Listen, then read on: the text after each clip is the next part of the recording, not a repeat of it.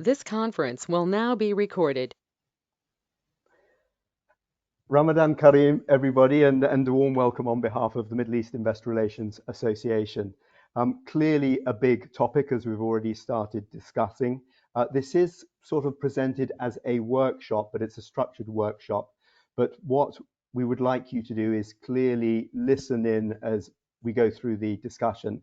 And if you think of questions, please, by all means, share them in the chat, because like all things, this is your time, and we really appreciate your taking the time to join us. But it is a big topic, and it's a topic that keeps coming back. I had a week of chapter meetings recently, and ESG and sustainability reporting were top of the bill in many, many ways. And of course, what we're discussing today is where next. And I'm delighted to say that we've managed to pull together a stellar international panel, and I'll make the introductions before handing over the discussion to the panel. Starting with Neil Stewart, Director Corporate Outreach of the IFRS Foundation.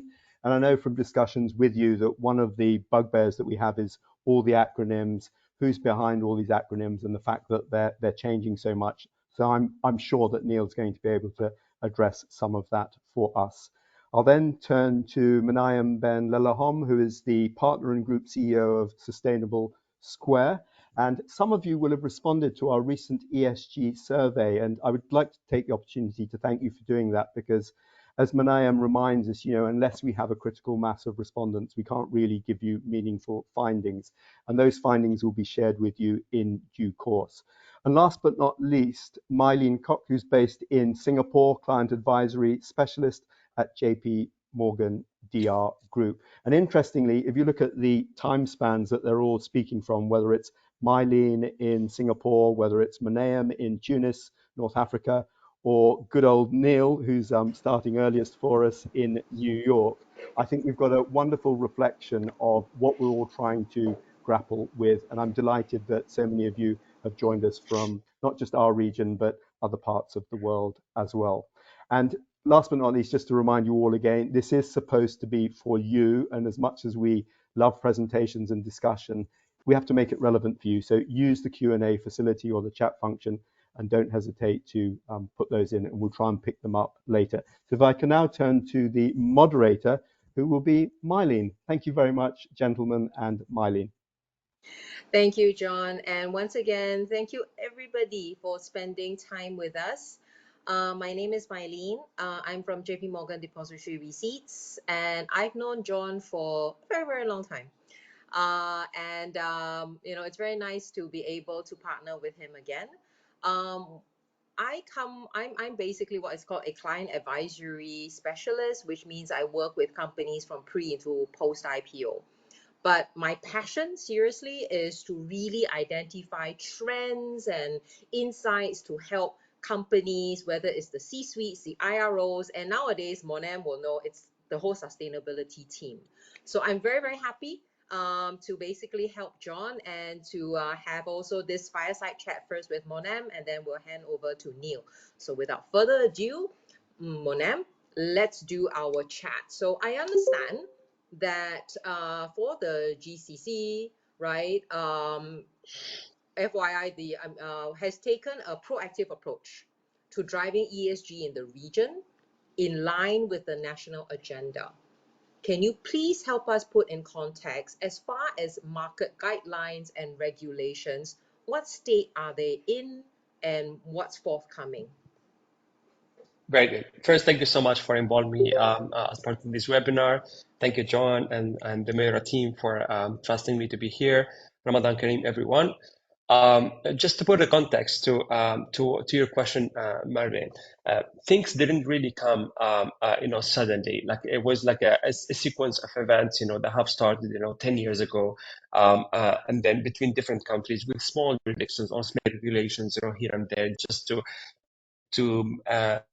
to push companies to be more socially responsible, then to start pushing companies to start to embed or to report on corporate governance and code of ethics and all of these, to the stock market.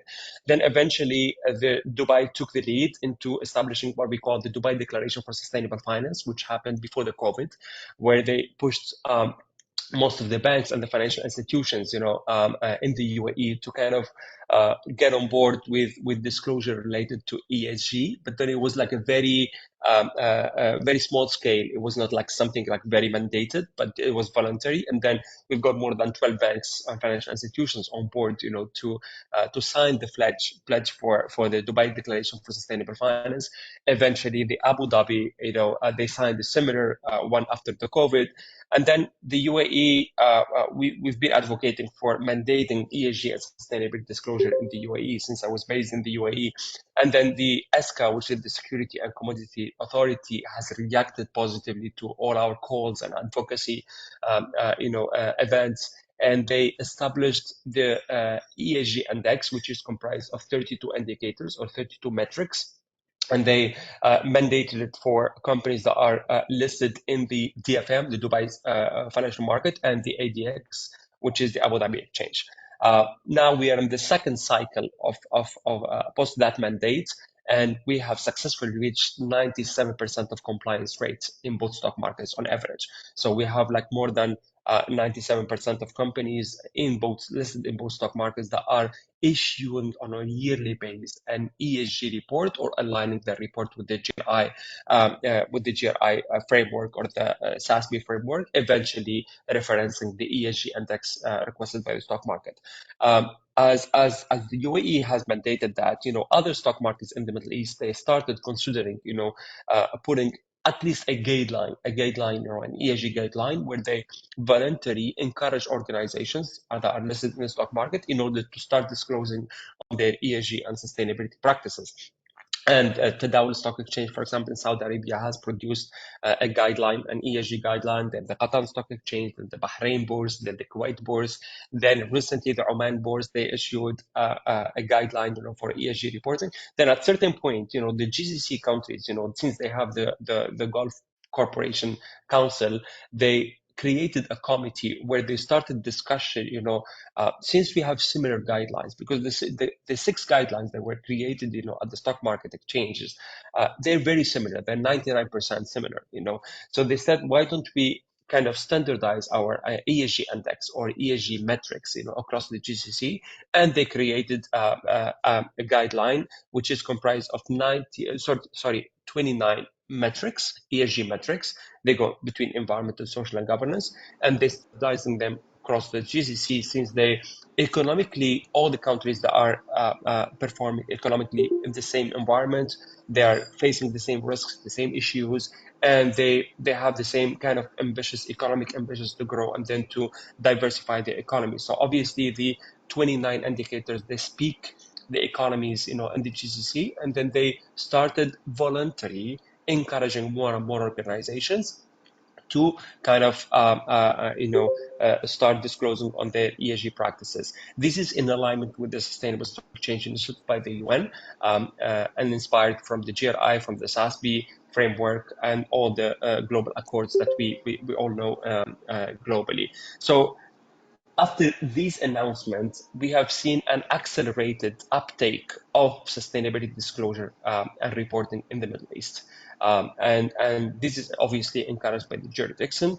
And then there are 2 main events that have really, encouraged more organizations to be on board and to push disclosures: the COP27 in Egypt, and now the UAE is preparing for the COP28, which is coming next December. So obviously, you see more and more organizations, even if they're not listed and they don't have that pressure from institutional investors to disclose, we see more and more organizations to start disclosing there. So it's a very good time. We can discuss the quality of the data, we can discuss the accuracy of the data, we can discuss the transparency of the data. That's a different topic. But then we are seeing more and more organizations that are quite comfortable with the fact of disclosing and opening up to their stakeholders. Sure. I think, based on like what we observe, even across like Asia Pacific, or even like in Japan or the emerging markets that I cover, like for example, Indonesia and Vietnam, sustainability reporting is important, but you also have pushbacks from companies.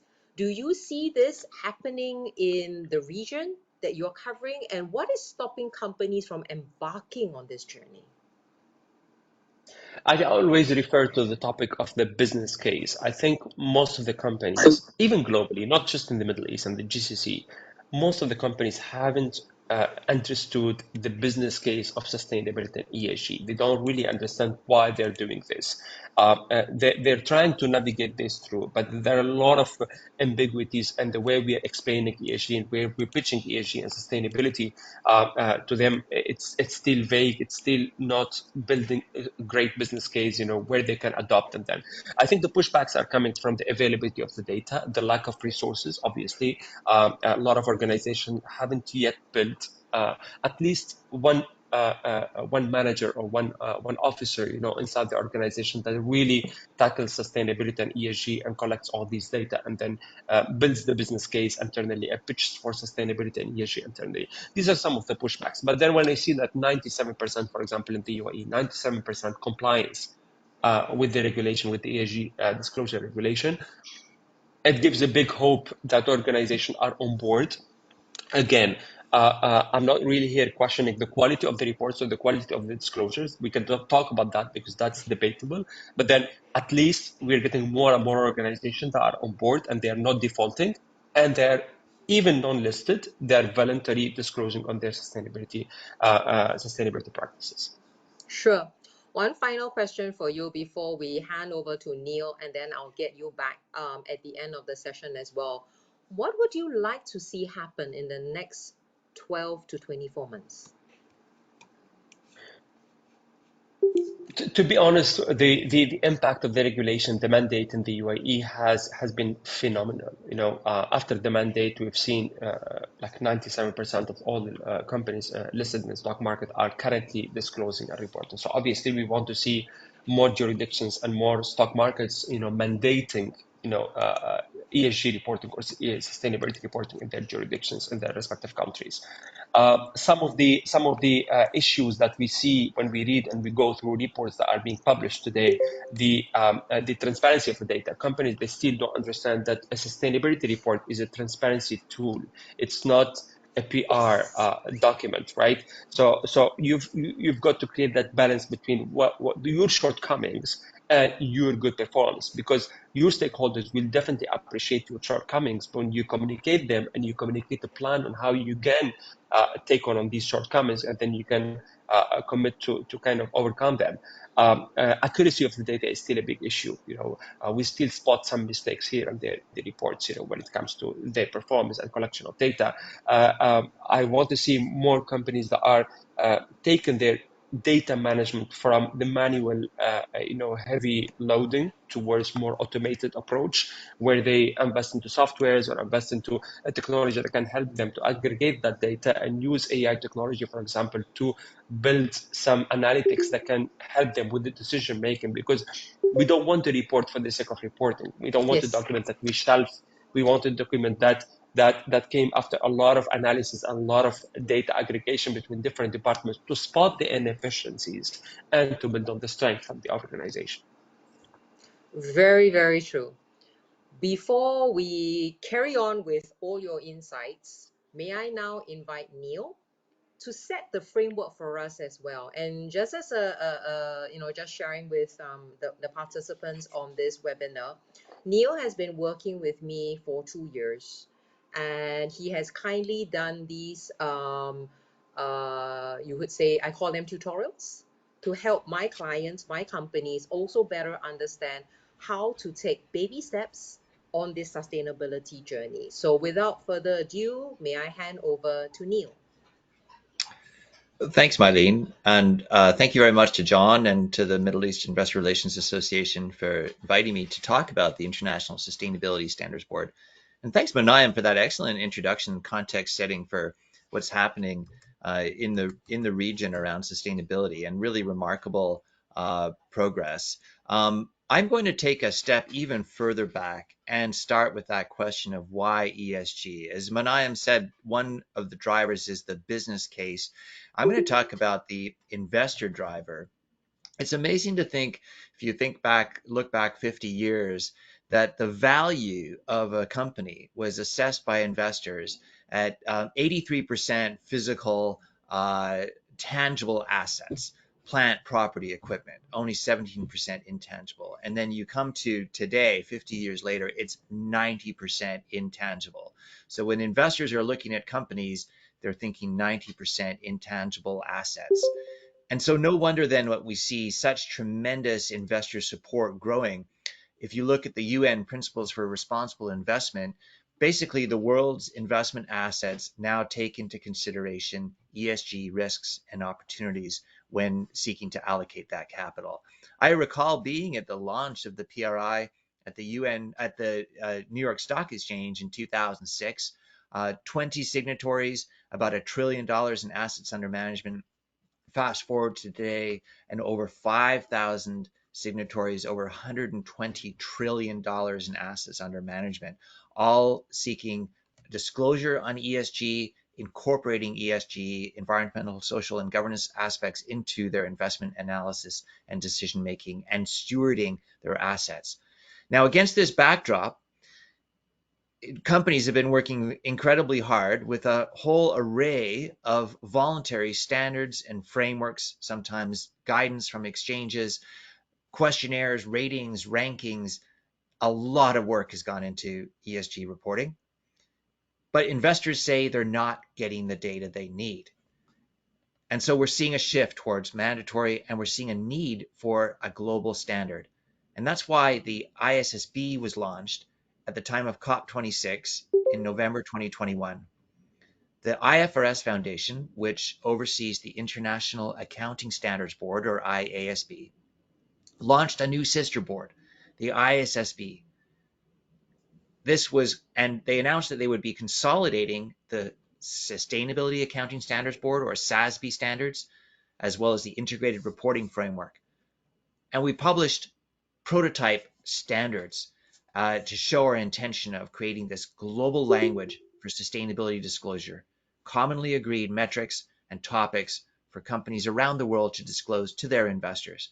And you can see in this picture the launch of the ISSB being greeted with great enthusiasm by the world's finance ministers, central bank governors, and so on at that COP26 conference.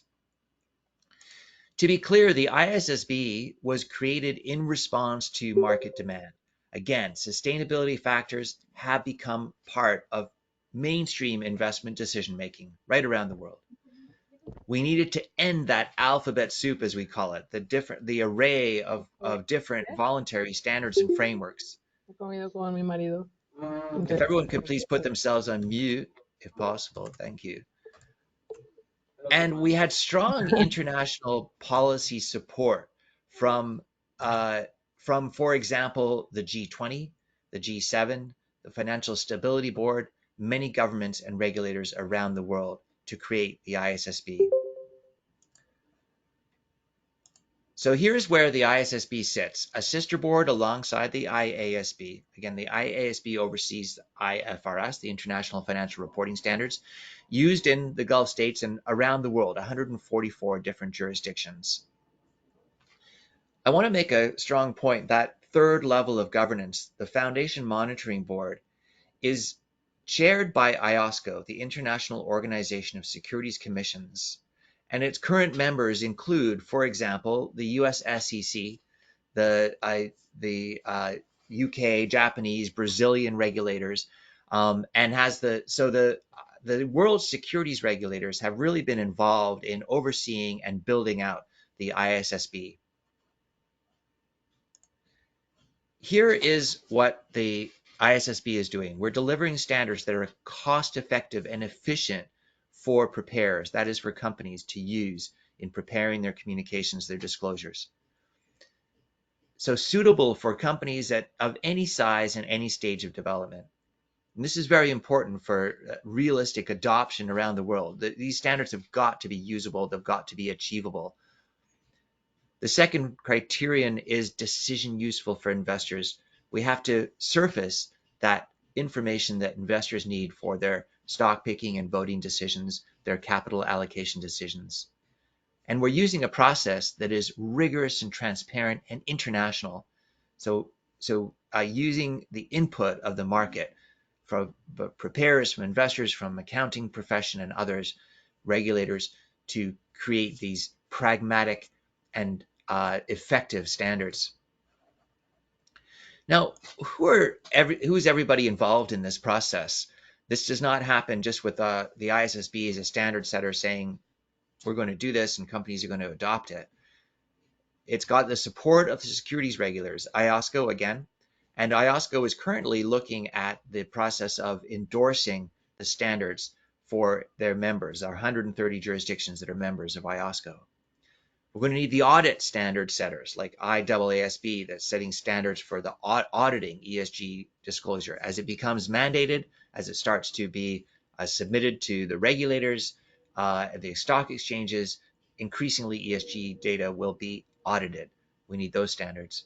We need the jurisdictional adoption and, of course, companies to begin using the standards even in advance of regulatory mandates. I want to make clear the tremendous policy support from governments around the world, including, for example, the G20. Here's a statement of strong support from the G20. And in each G20 convening, the ISSB has figured in their declarations at the conclusion of those conferences. IOSCO, again, very strong supporter, has really been involved in the creation of the ISSB and our standards, and is moving towards endorsing for their members. Let me give you a little bit of a picture of what these standards are. What do they require of companies in their disclosures? First of all, I want to make clear that we're not starting from scratch. We're not starting with a blank sheet, but rather we're building on the standards and frameworks that are already in use around the world, directed at investors, for companies to use in communicating to investors. So the integrated reporting framework, the SASB industry standards, the CDSB framework, and very importantly, the TCFD, the Task Force on Climate-Related Financial Disclosures, is being used around the world by companies and by the financial community to assess climate risk, and importantly, the financial impacts of climate risk. We are fully building on the TCFD. Essentially, we're evolving the TCFD recommendations, and we're taking these and we're boiling them down into a single global standard. To start with, these are the two standards we're issuing to begin with, and I want to explain what they are. S1 is a general requirement standard. It's an overarching standard requiring companies to report all relevant sustainability-related risks and opportunities and the financially material information to meet investor needs. The climate-related disclosure standard, S2, is used alongside S1. It gives detailed requirements around climate-related risks and opportunities. It very much incorporates the TCFD recommendations. It includes the requirement to provide industry-specific disclosures, and as guidance for that industry-specific lens, it requires companies to consider the SASB standards. So to be clear here, we have this overarching standard that requires companies from day one to report across the full spectrum of sustainability-related risks and opportunities, not just climate. We say we're doing climate first, but not climate only, and even from day one.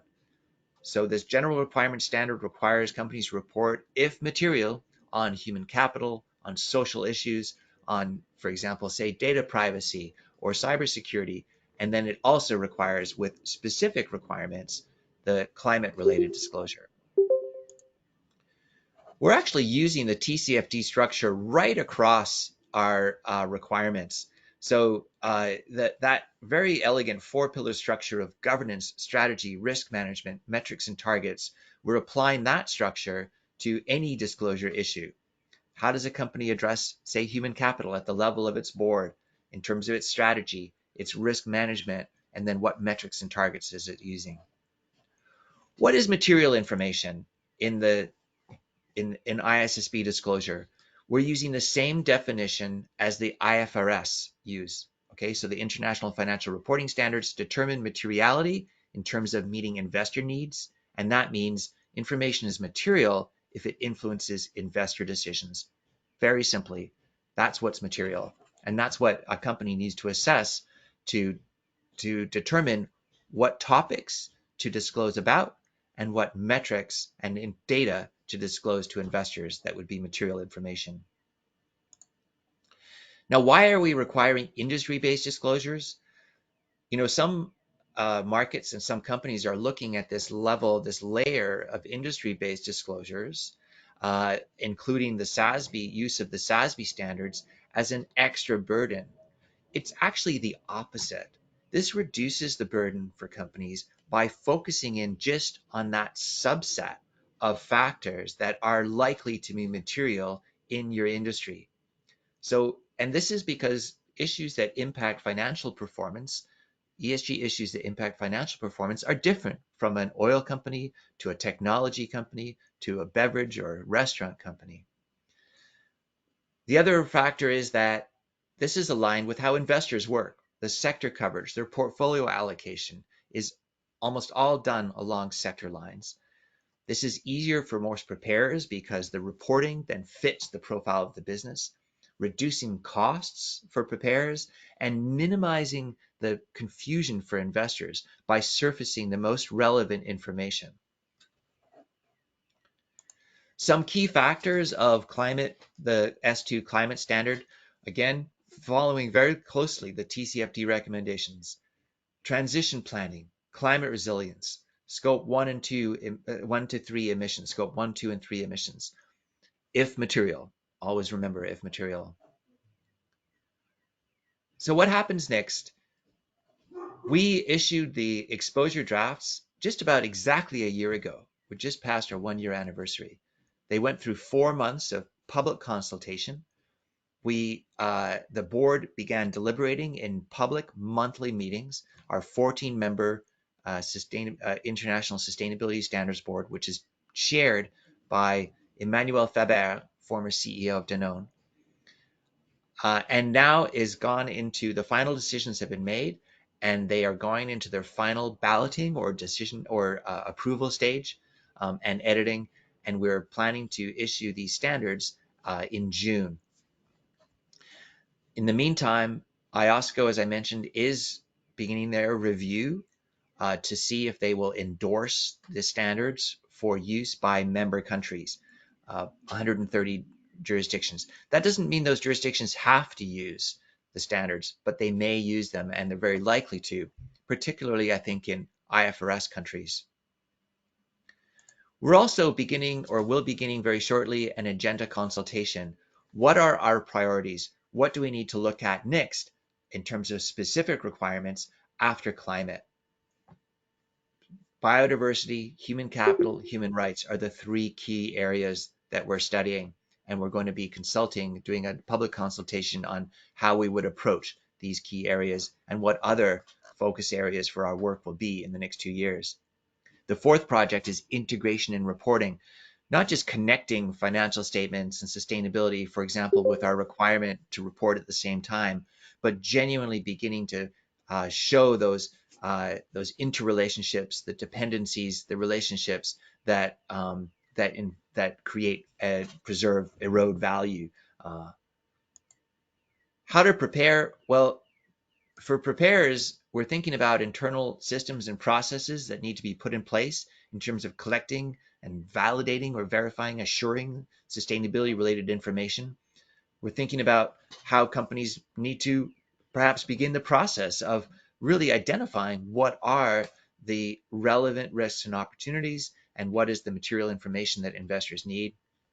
And we strongly recommend reviewing the ISSB standards and also beginning looking at the SASB standards.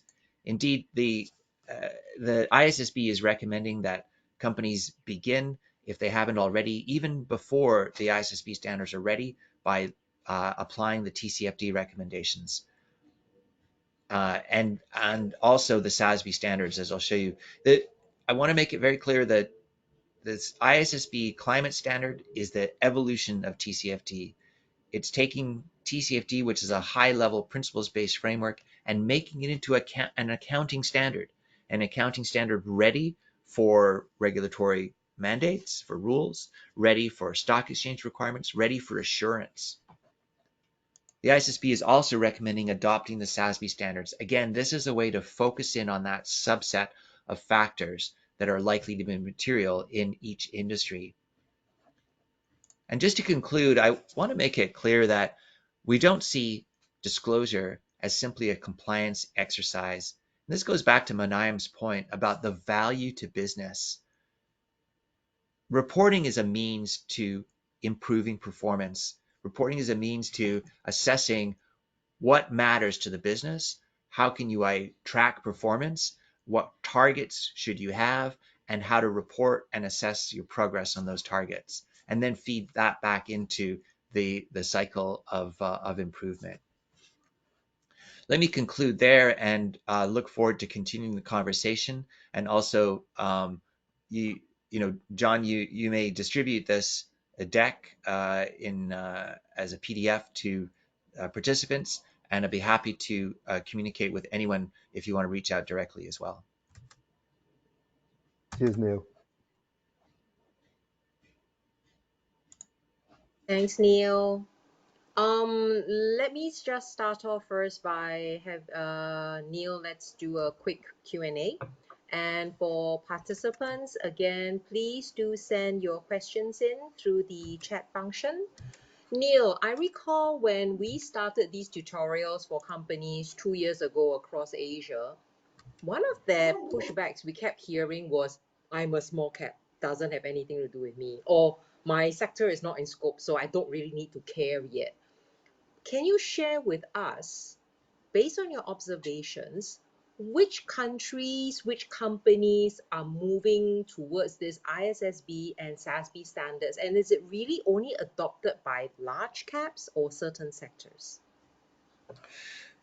We expect the ISSB standards to be adopted into use by jurisdictions around the world and for the full spectrum of businesses. We've really worked hard to make sure that the standards are practical for companies of any size and stage of development and for markets of any size, stage of development, including emerging markets. The way that that they will be adopted will vary from one jurisdiction to the next. We've built in transitional reliefs and proportionality to the standards. For example, we're requiring companies to disclose information, reasonable and supportable information available without undue cost or effort. And also to consider a company's knowledge and skills. So for a small cap company that can't get the data up and down its supply chain, they may start with a qualitative assessment, being able to identify, well, where are our risks without perhaps assigning specific numbers if they don't have the capacity to obtain them. And then over time, we hope, as the field develops and as data becomes more available, technology improves for gathering it and reporting it, that everyone will get to that same place. Other transitional reliefs we've built in include, for example, in year 1, you don't have to report scope 3, even if it's material. We've also, for example, the requirement to report at the same time is difficult. So for year 1, you may report sustainability at the half year before then moving to report with the full year results the following year. We also expect different jurisdictions to phase in the standards in different ways, perhaps starting with large caps and then applying them to smaller caps and even private companies as the years go by. Similarly with assurance, perhaps they will phase in assurance requirements. Again, that's a jurisdictional decision, not ours. But a jurisdiction may require assurance and may say, year 1, you don't have to do it. Year 2, limited for large. Year 3, for everybody. Year 4, reasonable assurance. So that kind of stepped approach we expect. Also to your question of which countries do we see doing this, I talked a lot about IOSCO endorsing for their members. We also see specific examples of countries beginning to create the mechanisms. And again, this is going to vary. Sometimes it's the regulator that will introduce new rules. Sometimes it's the stock exchange and listing requirements. Other times legislation might be needed from government. So different things will happen in different countries. But some examples we've seen, for example, Japan has announced that they will be adapting the ISSB standards and has created a new Sustainability Standards Board of Japan, SSBJ. Brazil has created a committee to bring the ISSB standards to Brazil. Canada is just now setting up a new Canadian Sustainability Standards Board, a CSSB, again, to bring the ISSB standards to Canada and then to be able to build on top of them with specific jurisdictional requirements. So we see more and more examples all the time of jurisdictions setting up the mechanisms, the processes needed. Now, how that will happen in the GCC, I'll be very curious to see this playing out. Obviously, we need the participation of different bodies in the region and in different countries. Just to look at Saudi Arabia, for example, we'll have the involvement of SOCPA, the Organization of Accountants. Well, obviously, the Capital Market Authority, tremendously important. Tadawul, and in terms of what its guidance and perhaps listing rules will be, and so on. So many different parties need to be involved, but clearly, uh, you know, the whole region is part of the global community and wants to stay abreast of best practices globally.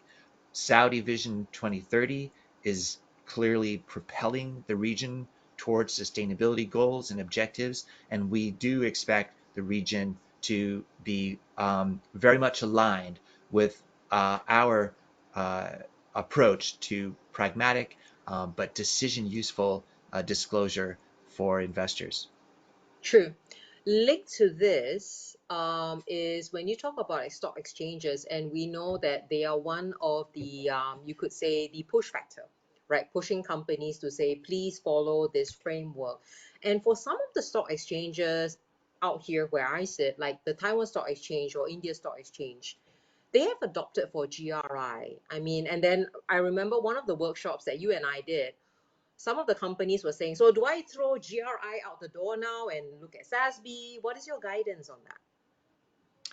So let's be clear about who the audience is for Mm, these different disclosures and for different standards. The ISSB is laser focused on investors. What are their needs? yes. What data do they need? And we need to focus that down, right? We need to surface just that decision useful information for investors. The GRI is much, much broader. The GRI is a multi-stakeholder framework for all stakeholders, community, society, government, NGOs, customers, and so on. And thus it is very expansive. It's got a lot in there, but we need to focus in on just what investors need. Now we are working closely with the GRI because we need to make sure that where that intersection is, where we're both addressing the needs of investors, that we agree on the metrics, the language, the definitions. So if you're doing a GRI report, you don't need to do this data gathering and analysis and so on separately for that investor information. You can probably perhaps extract it. Now we need to do that work because currently there are discrepancies between the GRI standards and the ISSB standards, but we do have an MOU with GRI and working very hard on that intersection. So the answer, do companies stop doing the GRI and turn to the ISSB? Likely not, especially for large cap issuers, because they are still reporting for a broad spectrum of stakeholders, not just investors. But to be clear, we need to meet investor needs because we need that allocation of capital and we need clarity in that investor information. That's a very good point. And I've been observing this as well, where, let's say, like in Taiwan, the large caps that we work with, traditionally GRI reporting is done more by the risk team or the compliance team or for one of my clients, it is seated under the HR team. But because investors are a key stakeholder, the investor relations team has now come in and they are now looking at SASB because their investors or their clients, in terms of investors, are asking for that. In the chat, there's a very interesting question. Do you have best practice or case study on this approach? And Neil, I would say that this is very much tied into the definition and determining of materiality. Could you kindly share with our audience as a starting point, because I've observed that some of my clients use materiality as a stepping point. What should they consider? And can you explain in simple terms what this materiality is? It's very difficult to do in a short time. This is there's a lot of debate, a lot of discussion about this. I want to be, make it quite clear and simple. The ISSB is focused on financial materiality, the same definition used in financial accounting. If it's omitted, does it influence an investor decision? Does it influence an investor decision? Traditionally, sustainability materiality has been much broader again, and the traditional GRI materiality assessment is to consider what's important to the company and what's important to stakeholders, right? So, and stakeholders are all the company's stakeholders. So again, customers, employees, local community, government, regulators, and so on, much broader spectrum. We're taking just one piece of that, the investors, for financial materiality. The GRI approach is important and still important in terms of assessing what you would for the complete picture for all your stakeholders, and that double materiality approach, as it's called, which is what Europe is using, it takes into account a company's impacts on environment and society, even if there's nothing to do with business value. Now, I want to make a point too, a strong point. The ISSB does look at external impacts because they do affect company value, right? Like a company's impact on the environment is going to come back to its value in terms of regulation, reputation, the liabilities and so on, fines and whatnot, the cost of carbon. But the the GRI standards and some reporting regimes also still only look at external impacts, even if they don't have anything to do with business value. True. Monam, could I bring you quickly back in? Because this is a question, I think, for you, but maybe Neil can also give some observations. Monam, what do you see are the key challenges that MENA companies are generally still facing when it comes to ESG reporting? No, I think before if you allow me, Merlin, I wanted to Sure. comment on the last question related to the frameworks and which standard do you go for. And then in the Middle East, 99% of companies, they're still following GRI, so they're hearing there's something coming called ISSB. So should I shift? Should I keep it the same? One of the cool practices that I've seen in the Middle East and the GCC, that companies, when they produce one sustainability report, they have the liberty to reference multi-frameworks and multi-standards in one report. Because look at all the standards, and all the frameworks around the world. We've been recycling the same KPIs. We've been recycling up to 90% the same. The approach might differ, as Nate has explained. For example, our definition for materiality in ISSB might be different from GRI's definition for materiality, and that's why we're aiming for double materiality to bring the entire spectrum, on board. And companies have been trying they remain to be agile when it comes to this. They're trying to blend both approaches. They're trying to speak both conversation, with the investors and with the stakeholders at the same time. So I see more and more companies that are referencing multi or a couple of frameworks and standards in one report, which is a good practice, for, as I say, because when the IR manager wants to send the report to some investors, they can see themselves, they see the information that they need there. When the CSR manager wants to send the report to some of the NGOs and the community players they work with, they can see themselves in that report.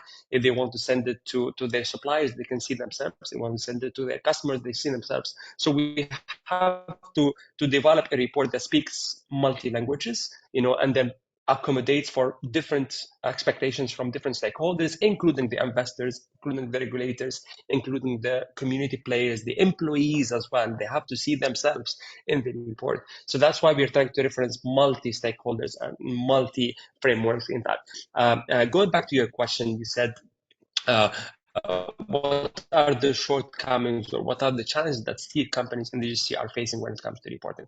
Obviously, the availability of the data. I always go to companies that are first-time reporters, for example. They tell me, oh, but we don't have the data. how can I comply with 60 indicators, 70 indicators? But I tell them, if you've been operating for more than 30 years, certainly there is certain stability in the business that I can extract 30 indicators, 40 indicators from that. But I always advise them to report and institutionalize, which means if I go to any company and tell them, can you give me the number of training hours for employees? They said, yes, of course we have it, but you have it per gender. I don't. Okay, give it to me for all the employees and start institutionalizing that practice inside the HR department so I can collect it per gender next year. You see what I mean? That's how you take them from a position to another position, and you upscale and you upgrade the entire reporting practice. So the availability and the quality of the data is still a challenge. Engaging the entire organization, all the stakeholders inside the organization is still a challenge. Conducting a proper materiality as it is being defined, by ISSP and SASB and being defined by GRI, it's very important. We cannot neglect, the investors and the regulators, and we cannot neglect the other stakeholders as well. So we have to combine both approaches and come up with approach that speaks different languages, and then comply with different concerns, coming from different stakeholders. So these are the main challenges that I'm seeing companies in the Middle East are still facing today. True. A very interesting question has just come in for both of you. So maybe we have Neil comment on this first, and then Monam can give his observations. What do you think is on the horizon for global standardized reporting framework that can be used across developed markets as well as emerging markets? Well, that's certainly the ISSB's goal, and this is what we're working hard to achieve. Is that common language, a global common language that we can all speak. It's interesting to think back that until about 20 years ago, we didn't have a common accounting language. No. Right? We didn't have international financial reporting standards, and now around the world, investors, companies, whether you're acquiring a company or you're looking at a supplier's accounts, or you're an investor, we have a common language, and this is what we're Yes. working toward Yep. with the ISSB. And let's face it, not everyone will speak it perfectly at first, but we'll bring everyone along on this journey, and we'll provide that those steps along the way to achieve that. Monam? If I totally agree with Neil, but then if I may add one thing to what Neil has mentioned today. 20 years ago, we didn't think that one day, for example, we will be mandated to report on 350-ish data point on Yes. financials, and it's mandated, Yes. and we are totally comfortable to report on that. It's going to be the same for sustainability. So if we're going to have like 100 data points or 150 data points or 200, we will reach a position where we are super comfortable as we report on financials. We'll be reporting on non-financials, and we're not seeing it as something new and something extreme. It's the common practice, and it has to be there. It will be there. So companies are going through that process, to get themselves comfortable as much as possible with financials, as they get comfortable with financials. So this is the non-financial area right now. That's actually very true. And that's the observation I found as well for one of the markets that I'm working with, where one of the big companies there, they started off with the very first sustainability report, and it didn't follow any framework, but they took pains to talk about, this is my corporate strategy, this is my vision, this is my corporate culture, this is how we measure success, these are the risks. And when I ask my friends from the stewardship teams, from the BlackRocks and the Fidelities, like, are you okay with the report? And they said, we're perfectly fine. Because what we want to hear is the story of the company. What are the Yeah. issues that's going to impact them? What are the risks? And does the board have the oversight and the foresight, right? To say, this is a risk, we recognize it, this is material to us, and this is how we are going to address it. Another question has just come in. Very good. I like all these questions. Now, one of the questions that has come in is, I like this question. It feels that there's so many choices. Sometimes it's like a kid in a sweetie shop. Which standards and principles to sign up to? Which second party opinion provider to use? And sometimes the definitions differ between standards. That's very true. Is there a risk of standards arbitrage and slippage of standards, as some companies may opt for easiest to satisfy standards and principles? Neil and Can Monam? I try that one first? I think Yes. that has been the case. This was the Mm, case with voluntary standards and frameworks, right? And we have seen that. We have seen companies cherry picking which information to disclose, which standards and frameworks show them in the best light. And we've seen greenwashing, essentially sometimes using standards and frameworks to show a rosier picture than is actually the truth. The intention with the shift from voluntary to mandatory reporting is to solve this, is to provide by implementing requirements, rules, and the standards and metrics so that there is no hiding, right? yeah. And so that companies will be very clearly identifying what are their risks and opportunities, trying to resolve greenwashing. When the ISSB was launched, Ashley Alder, the then chair of IOSCO from the Hong Kong Markets Authority, called the ISSB the antidote to greenwashing. So I think that's really what I think that this what Patty outlines here: slippage of standards, easy to satisfy. That was the past. The future is a much more rigorous system. Monam? Briefly, I always, I often get this question, and I always tell my clients, who are you trying to speak to? As simple as that, like if you are addressing the United Nations, okay, just don't align with GRI, don't align with SASB, don't align with anyone. Just create a full narrative that speaks the SDGs or the UN or the UNGC principles. As simple as that. If you are trying to speak to your investors, then of course follow SASB or follow ISSB. If you are trying to speak to your community, the NGOs in the community, just simply produce a CSR report. As simple as Correct. that. You see what I Yes. mean? So it's as simple. Who are you trying to speak to? So that defines which approach or which school would you go to align with. As simple as that. True. A very interesting question has just come in. We often discuss data when we come to ESG reporting, but frameworks and specifically the IFRS addresses ESG within the business itself, governance, risk strategy. What are the main challenges with disclosing on these processes, and can both of you offer any guidance? Well, one of the challenges is that sometimes companies don't have these processes, and the disclosure might look something like, "How do we address sustainability on the board?" We don't, which well obviously won't look very good, right? And investors won't be very happy. I think that's probably the biggest challenge right there. Is you got to have these processes to report on them.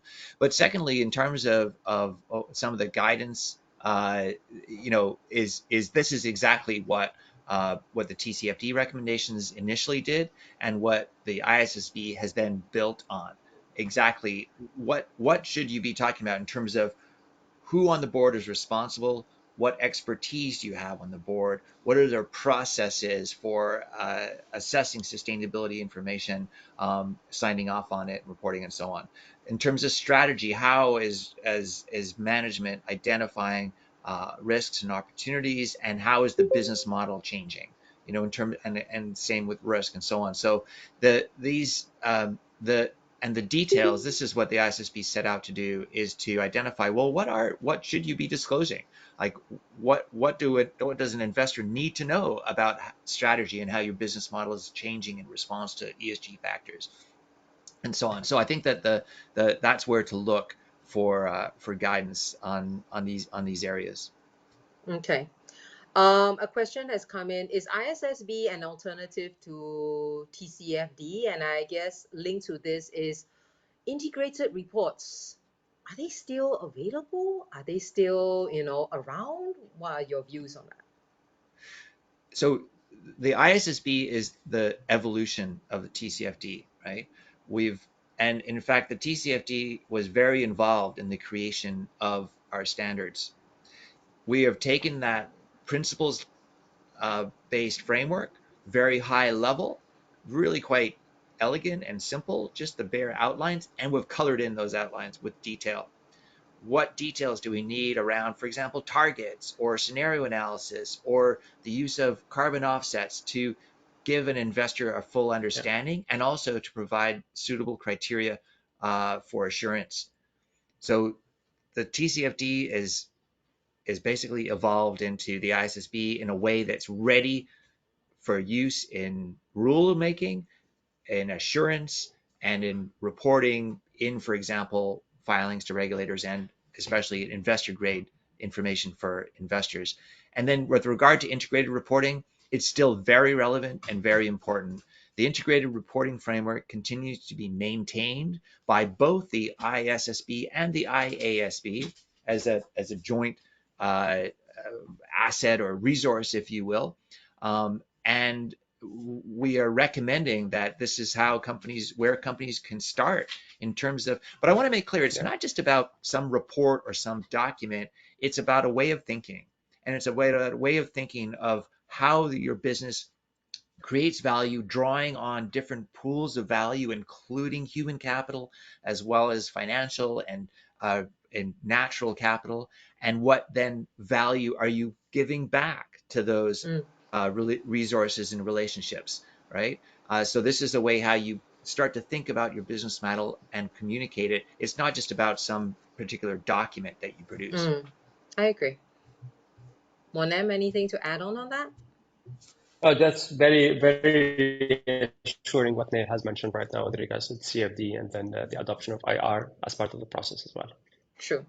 One final question for both of you, because I'm fully aware we're coming to the 60-minute mark. If there were 3 things you would like our audience to do in the next 6 months, actionable items, what would they be? Monem and Neil, who wants to go first? You want to go first, There may Manam? not be 3 things, but then I'll go first. I always tell people that ask me the same question, build the business case first. Build the business case. Why are you reporting? It's not just about producing a report or producing a document there, but then the content of that document should be carefully thought of to address certain needs and concerns of specific stakeholders, be it the investors or the community partners or the employees or the customers or whoever is interested to your data, or the rating agencies, whoever is that. So build the business case for that. Try to go through the data and then try to analyze that data and see and communicate it in a very transparent manner, because people appreciate transparency today. Stakeholders appreciate transparency. They will respect you more and trust you more if you communicate your shortcomings blended with some commitments on how you're going to overcome these shortcomings. That's one thing. Second thing, I always stress on the fact of the necessity of conducting proper materiality. People go through materiality like through indirect secondary data, and then they just assume that throw any data there to say, these are all our material issues, and that's it. You have no idea. You have no idea how much you can benefit from the stakeholder engagement piece of the materiality process. So don't take it for granted that there is enough data in the internet that tells you what is material to your industry. But then while you go on your own to engage with your stakeholders and to identify what are their concerns, what are the risks associated with that relationship, you will learn a lot. The third thing, which is report and institutionalize, as I mentioned, report and institutionalize. You cannot take it from the first step. It's an ongoing process. It's a learning process. It starts small and grows organically in order to get the best shape of your reporting practice, and then obviously be open to all these changes, be flexible with all these changes, because they're going to make sure they're going to make a lot of sense to your stakeholders, to your investors as well. We haven't really communicated well with our investors, but now if we have more of IR people on board, that narrative, that equity narrative, will be blended with some ESG performance, and then we'll make it stronger, to attract institutional investors and of course green capital. Neil, any words of guidance? it's hard to improve on Manayam's three things. And in fact, I would almost say exactly the same. Build the business case is an exceptional first step, and it's very closely tied to your second step, that is identifying materiality, right? And that's important, is to think about what really matters to our business and what impact can this business make. There's no point in an oil company focusing on education, or a technology company focusing on clean air, perhaps. You need to focus on what really ties into your business. And so I think that that business case and the materiality assessment go hand in hand. And then that final step, report and institutionalize. I like the way you expressed that. Just to again reiterate the processes, the control framework, the way you build up your really rigorous process to get to that investor grade data that can be assured, that is trusted, that can be used not just by investors, but also be used by the board, by management, whether it's for compensation or in M&A due diligence, or in other ways of growing the business, determining capex and so on. So I think that those are really great three priorities, Manayam. I would just say one final thing before I hand back to John. For all our participants, you invest a lot of time, effort, commitment to identify and to package your message. Please do not forget to get feedback from your stakeholders. And especially if you are a listed company, talk to your investors, speak to the stewardship teams as well. And if they give you the feedback, take upon it. If you can address it in the short term, do. If you can't, don't panic. Tell them why are the obstacles that could be coming that you may not be able to address it now, and what is the path that you're going to take to meet what they are going to ask of you. But like what we had mentioned even with John at the very start, this is an Ironman marathon. It's not a 100-meter dash. So with that, I'd like to hand over back to John. Well, you're speaking to the wrong person, because I'm no Iron Man, but I am an IR man, and I'm hoping there's lots of IR men and IR ladies in the audience. And I think it goes without saying, given the excellent presentation from Neil, clearly the very relevant and contextual comments from Manayam, and the excellent moderation from my good friend Mylene, that if we are in IR, we can't really think, let alone do IR, unless we begin to think and ultimately do ESG and sustainability reporting. Clearly, it's not going to happen tomorrow, but I think from the participation and from the questions that you've been asking, I think we're sort of wanting to head in the right direction. I know a lot of you are already, because often we find if you're running great businesses, which many of you are, you're actually using internal data to run the businesses. And I think in many ways, it's a question of institutionalizing, as Manayam suggested, that data so that you can use it externally. But we accept it takes time. So I see Paddy there in the frame. I just want to see if our board director wants to make any parting comment before we conclude what's been an excellent discussion. Paddy. No, I was the kid in the sweetie shop asking the question, and I really appreciate the answer. It was two good answers and a fantastic interactive. It was great to see so many questions coming in. Really found this useful. So thanks to everybody involved in participating. Really good session. Thank you. Yeah, super. And obviously we'll do this again. I hope you all read your weekly newsletter, where you'll find out what's going on. And again, huge thanks across the globe to our wonderful panel of speakers. Thank you very much. Take care, and hope to see you again soon. Thank you, everybody. Have a good day. Bye-bye. Thank And you. thanks to Pedro Thank in you, everyone. the background organizing it all, and everybody else. Cheers. Thank Thank you. you. Cheers. Bye-bye. Thank you. Thank you. Bye.